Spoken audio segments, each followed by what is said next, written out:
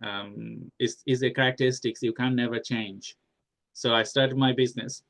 And what I did, anything that I started, I finished them.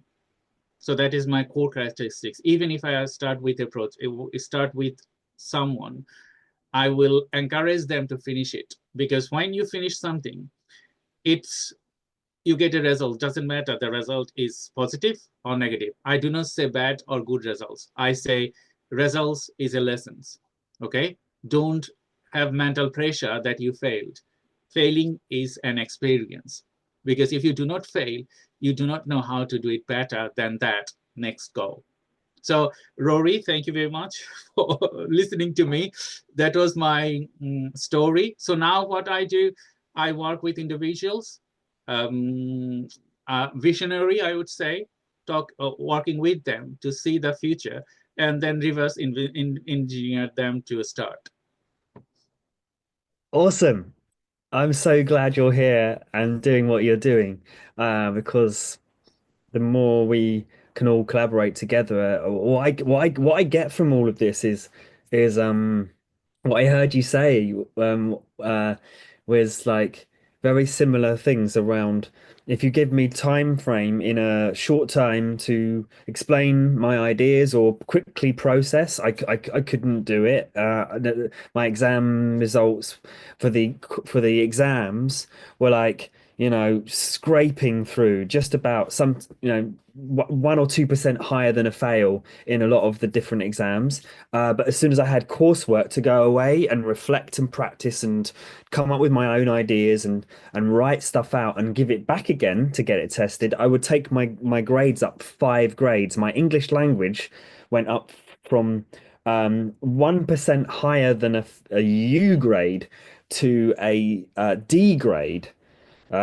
G to D, just because of 50% coursework, just because of being able to go away and write it and show that I could process language, but not it quickly. And so yeah, it's very fascinating that you're sharing that. And also the it took me like 3 goes to pass my cycling proficiency test. No, 2 goes for the cycling proficiency, just to ride a bike safely in front of people, and 3 goes to do my driving test. But as soon as I'd done it, I've been, a thorough. Once I learn something, it's completely thorough, and so that's the thing I think about with autists, and its common trait is to want to think things through, plan them, and have them really, really well thought out. So, having someone like you on your business side of things, for someone that I would say is, you know, visionary but difficult to remember what to do and track things and keep things on target, it would be a great, and that's what I love about collaboration.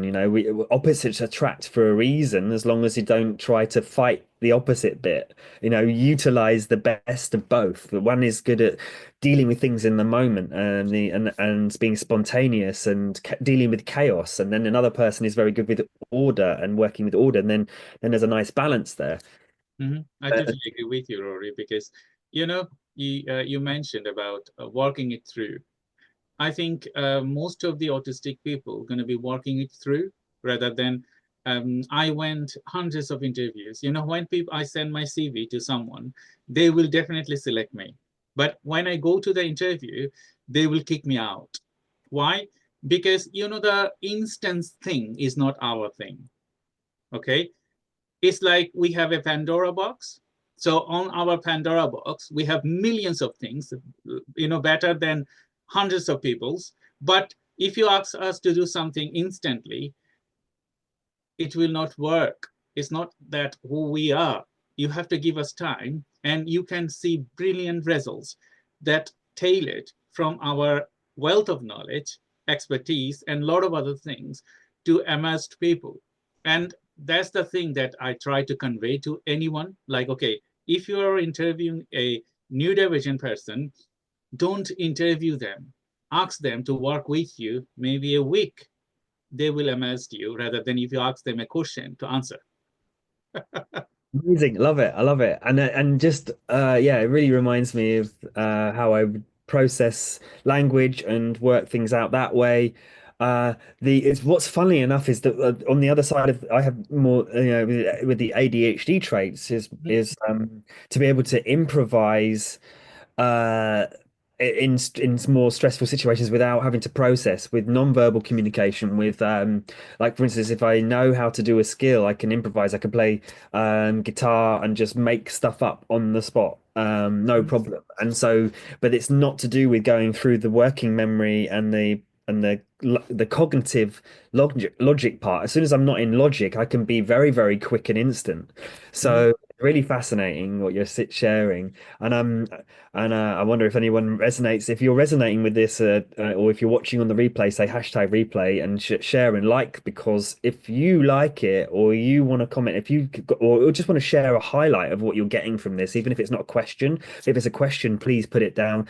Questions, highlights, sh likes, shares, all of this awareness raising information could completely be life changing for someone that you know, just because you may know it and go, oh yeah, I'm really interested in this topic, but I know it. But if you like it and someone else has never had this opportunity before, it could completely change their life. Meeting someone that is doing something that we could help with, basically. So please go ahead and share what you like about what you're hearing here if you're watching. And finally, just to wrap it up, um, because short and sweet, the quicker it is, the more people will want to watch something like this. Mhm. Uh, my question for you, Dr. Shah, is based on what you're sharing about how you like to look forwards, work backwards, and then work backwards from forwards, but also potentially take into account past um, things that don't work and what do work, to be able to reflect from the past and get the best out of the past as well as the future. Mhm. What would you say? What's your like favorite technique or understanding of how to or what to do about finishing projects if there's someone listening that's finding it difficult that always finds it difficult to have an idea and actually see it through till it's envisioned and embodied and released. So I think few things that we stereotype when we work with neurodivergent people. I'm just talking about neurodivergent people. Uh, Everyone is different. Okay, if there is like 15% of the population in the world are neurodivergents, every person is different. So do not match your characteristics with others. That's one thing. And as well as trust people. And if you cannot do something, there are other people out there. They can support you to complete your dream.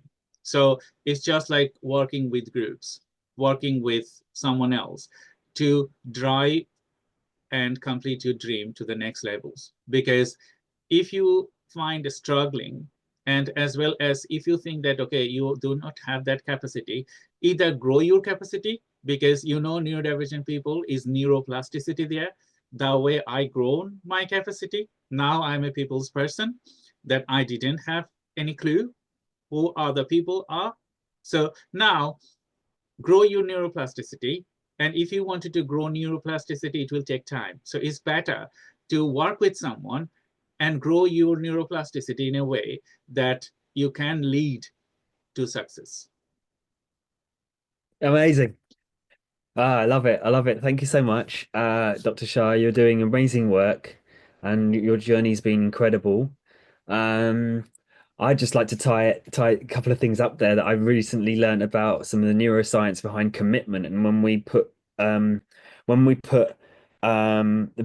extreme high value on something and know that if we don't do it, then we're going to lose value and we put the value on the task, we actually create neuroplastic change quicker and in shorter spaces of time, much faster. So if you don't feel like committed, remember that coaching and mentorship is there to keep on track and to develop a sense of commitment to yourself. And when you do that, you're more likely to learn the skills quicker and in faster time. That's why we work with people over longer periods of time as coaches, not just doing like short fire little bits here and there, but we want to work with people over 6 months to a year on big projects and how it really drives success in a much better collaborative, accountable, and committed way.